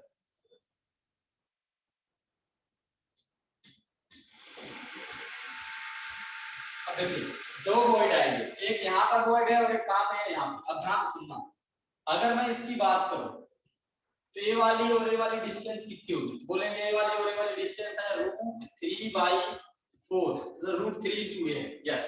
तो यहाँ पर कितने एटम प्रेजेंट है, कहेंगे इसमें 2 केटायन के एटम प्रेजेंट है और 2 बड़ी रेडियस, यानी 2 वाला बड़ा रेडियस है केटायन का, ये एनायन का रेडियस है, प्लस 2 किसके हैं, एनायन, प्लस 4 किसके हैं बताइए। अगर यहाँ पर देखा जाए तो 2 एटम 100% अंदर है ना बेटा, बोलो। ये 2 बीच का सेंटर यहाँ कहीं होगा, अरे बोलो। तो यहाँ पर 2 केटायन और 2 एनायन, 2 केटायन और 2 एनायन का रेडियस कितना होगा, ये होगा आपका √3/2 × a। ऐसे क्यों भाई, ऐसा क्यों होगा, देखिए इधर मैं बता रहा हूँ क्यों। क्योंकि यहाँ पर ये जो सेंटर है, या सेंटर पे तो कोई एटम नहीं है, नहीं सेंटर पे तो कोई एटम नहीं है, तो सेंटर से यहाँ तक की डिस्टेंस जो होगी वो कितनी होगी, तो कहेंगे सेंटर से यहाँ तक की जो डिस्टेंस होगी किसके बराबर होगी, या 2 एनायन है, यस। ये क्या है, 2 एनायन, एक यहाँ पे और एक कहाँ पे बताइए, और एक आपका, तो इस तरह से एक यहाँ पे फेस उसको करके किया जाएगा, मान लो बॉडी डायगोनल को लेके किया जाएगा, √3 होगा, एक को समझो, ऐसा समझो, अब समझ में आएगा। अगर पूरे हम बॉडी डायगोनल को ले लें, पूरे बॉडी डायगोनल पूरे बॉडी डायग्राम पे एक एटम कॉर्नर पे यहाँ है और एक एटम कॉर्नर पे यहाँ है, यस है। तो यहाँ पर मैं अगर बोलूं कि बताइए कि पूरा क्या होगा, तो बोलोगे सर 2 into 2 तो एनायन का होगा और 4 होगा कैटायन का रेडियस, और ये होगा √3 into a के बराबर, क्योंकि इसी वाले डायगोनल पे दो आपके वॉइड वाले एटम प्रेजेंट है और दो कौन से प्रेजेंट है, कॉर्नर कॉर्नर वाले प्रेजेंट है।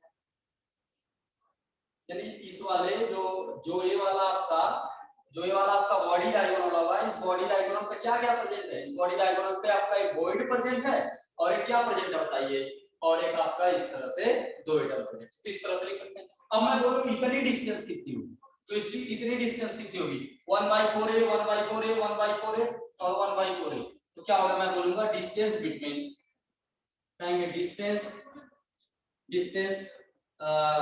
एट कॉर्नर इन टीवीज टेट्राहेड्रल बॉड्स कितना होगा, √3/4 into a, क्योंकि पूरी डिस्टेंस तो एक कितनी होगी, अगर मान लीजिए कि एक पॉइंट यहाँ है बीच में सेंटर है, मतलब इस तरह से, जैसे मान लो ये वाला आपका है और बीच में बेटा सेंटर है और एक कॉर्नर का आइटम यहाँ है और कॉर्नर का आइटम यहाँ, यस यस कॉर्नर का आइटम, और यहाँ पर अगर बोला जाए तो एक वॉइड है और यहाँ पे बोला जाए तो एक वॉइड है, इस तरह से दो वॉइड है, यस है। तो अगर इसका देखा जाए तो ये वाली डिस्टेंस कितनी होगी, ये होगी ना √3/4, √3 into क्या होगी बताइए, होगी √3/4 into a,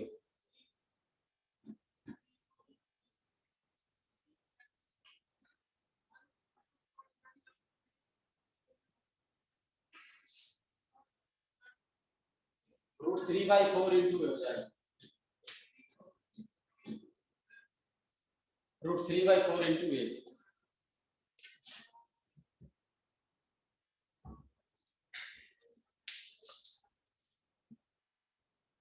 ये वाली डिस्टेंस √3/4 into a नहीं होगी, ये भी √3/4, इस तरह से चारों को जोड़ोगे तो √3/a और टोटल हो जाएगी √3। मतलब यहाँ से हमने ये सीखा कि जो यहाँ से वॉइड की डिस्टेंस होगी वो कितनी होगी, यहाँ से वॉइड की जो डिस्टेंस होगी वो कितनी होगी, √3/4 into a होगी, क्या होगी, √3/4 into a होगी। तुम लोगों को समझ में नहीं आ रहा है इसके फर्क पे, मैंने बोला था चीज थोड़ी टफ है।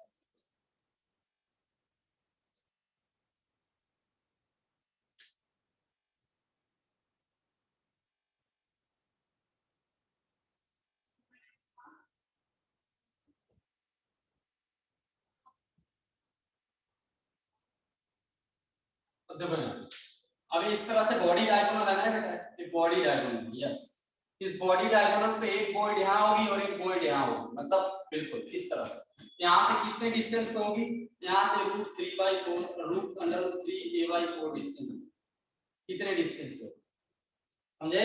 तो ये चीज तो मैं कभी से बता रहा हूँ, इसका प्रूफ कर रहा था, तुमको बस याद यही रखना है, क्या याद रखना है, याद ये रखना है कि यहाँ से जो कॉर्नर की डिस्टेंस होगी वो √3, इसके सेंटर से इसके सेंटर की डिस्टेंस ही तो होती है, इसके सेंटर से इसके सेंटर की डिस्टेंस ही तो होती है √3/4 into a, आया समझ में, √3/4 into a होती है इस तरह से। हाँ कोई कुछ पूछ रहा था,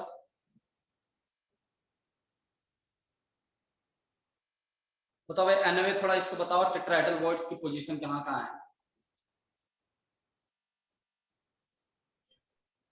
टेट्राहेड्रल बॉड्स की पोजीशन कहाँ कहाँ है।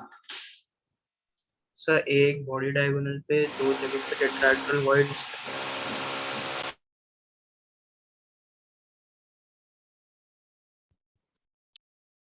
एक बॉडी डायगोनल पे कितने टेट्राहेड्रल बॉड्स हैं, दो है ना, तो 4 बॉडी डायगोनल पे कितने टेट्राहेड्रल बॉड्स हो जाएंगे, 8 है ना, यस सर, बिल्कुल सही।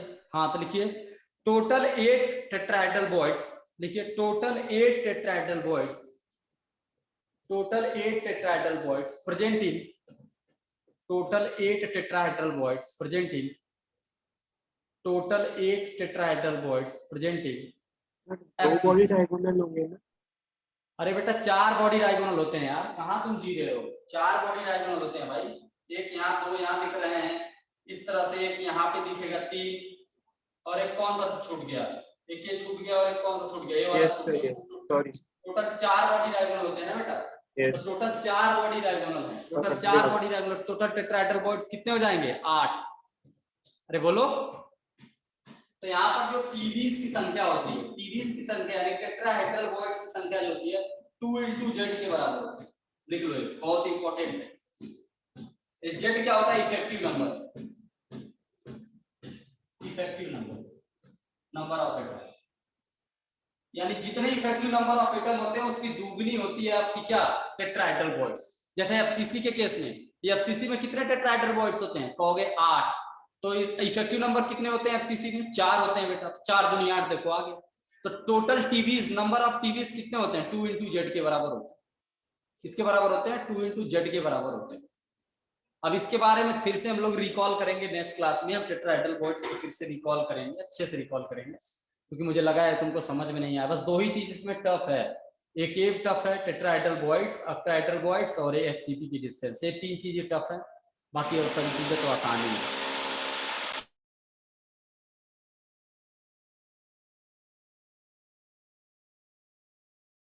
यहां पर मैं आपको बताने की कोशिश कर रहा हूं कि जो टोटल टेट्राहेड्रल बॉडीज होंगे 2 × z के बराबर हो जाएंगे। किसके बराबर हो जाएंगे?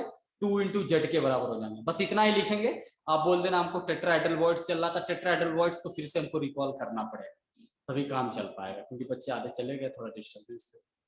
चलिए,